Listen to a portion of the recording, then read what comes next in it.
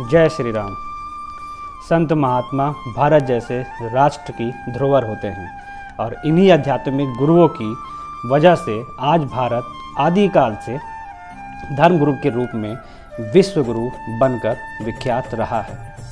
वर्तमान में कई संत महात्मा योगी प्रवचनकर्ता ने अपने कार्यों और अपने चमत्कारों से पूरे विश्व को चमत्कृत किया हुआ है, लेकिन बाबा नीम करोली महाराज जी की अपनी एक अलग ही बात थी, उनकी एक अलग ही महिमा थी।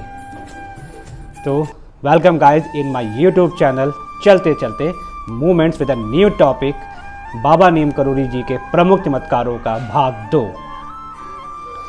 तो गाइस आगे की कहानी मैं आपके सामने रख रहा हूँ, क्योंकि जैसे मैंने आपको अपनी पुरानी वीडियो में बताया था कि बाबा के प्रमुख चमत्कारों में से कुछ चमत्कार आपके सामने मैं लेकर आऊँगा, तो आज उसका दूसरा भाग आपके सामने मैं प्रस्तुत कर रहा हूँ। तो कहानी इस प्रकार है और बाबा का चमत्कार इस प्रकार है।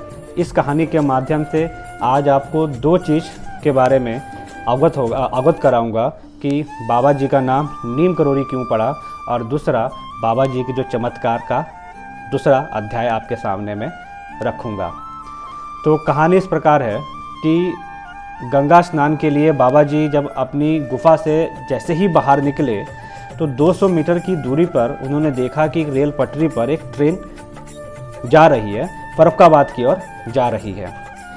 बाबा जी का नियम था कि एकादशी और पूर्णमासी के दिन वो गंगा स्नान के लिए अपने दो जो चेले उनके थे, पहले गोपाल नामक बहेलिया और दूसरा एक मुसलमान था जो गंगा स्नान के लिए उनके साथ में हमेशा जाते थे। बस बाबा जी की मौज थी, उनकी इच्छा हो गई कि अब इस ट्रेन में ही बैठ के मुझे जाना है, और वो इच्छा बाबा जी के मन में क्या हुई कि ट्रेन वहीं की वहीं रुक गई। बस जैसी ट्रेन रुकी, बाबा जी अपने दोनों साथियों के साथ वहाँ जाके ट्रेन में फर्स्ट क्लास कंपार्टमेंट में जाके बैठ गए। जैसे ही बैठे ट्रेन अपना आगे बढ़ी और कुछ देर के बाद उस कंपार्टमेंट में टीटी आता है, कहता है कि आप अपना टिकट दिखाइए, टिकट कहाँ है। तो बाबा जी कहते हैं कि कैसा टिकट, टिकट तो मेरे पास कोई नहीं है। तो टीटी बोलता है कि बिना टिकट के तो आप यात्रा ही नहीं कर सकते इस ट्रेन के अंदर में। तो बोला कि मेरे पास तो टिकट नहीं है, आप क्या करेंगे आप। तो बोला ठीक है।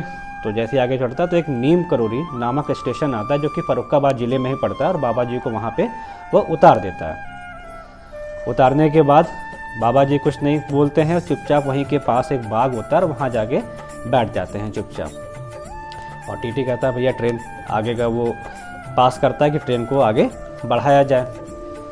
अब जो चालक जो लोको पायलट था, लोको पायलट भयंकर प्रयास करता रहा, लेकिन ट्रेन अपने स्थान से एकदम नहीं हिली।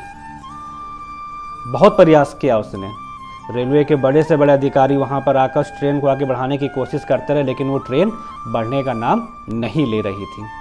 तो ये था वहाँ पे बाबा जी का चमत्कार, क्योंकि बाबा जी अपनी इच्छा से उस ट्रेन में विराजमान हुए थे और अपनी इच्छा से ही वहाँ पे नीचे उतरे, और उनकी इच्छा से ही ट्रेन वो वहाँ पे रुकी।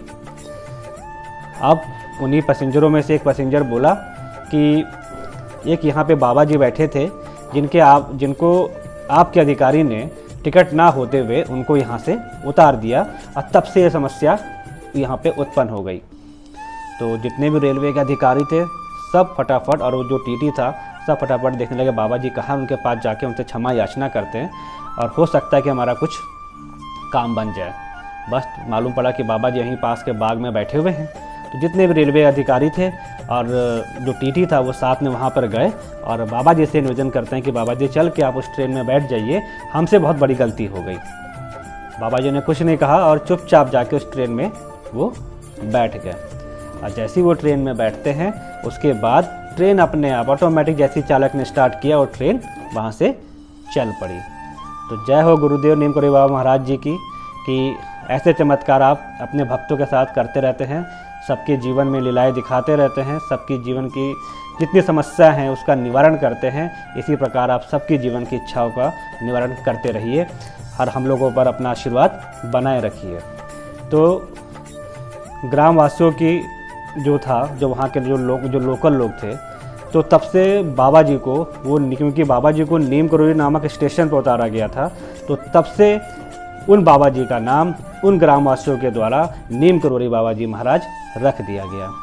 तो गाइस ये बाबा जी के नाम के पीछे की कहानी है कि बाबा जी का नाम नीम करोरी और कैसे पड़ा। और दूसरा इनका चमत्कार था कि जब उनकी इच्छा हुई कि मुझे ट्रेन में बैठ के जाना है तो ट्रेन अपने आप वहाँ रुकी, और जब उनको उतार दिया गया तो वो ट्रेन वहाँ से नहीं चली।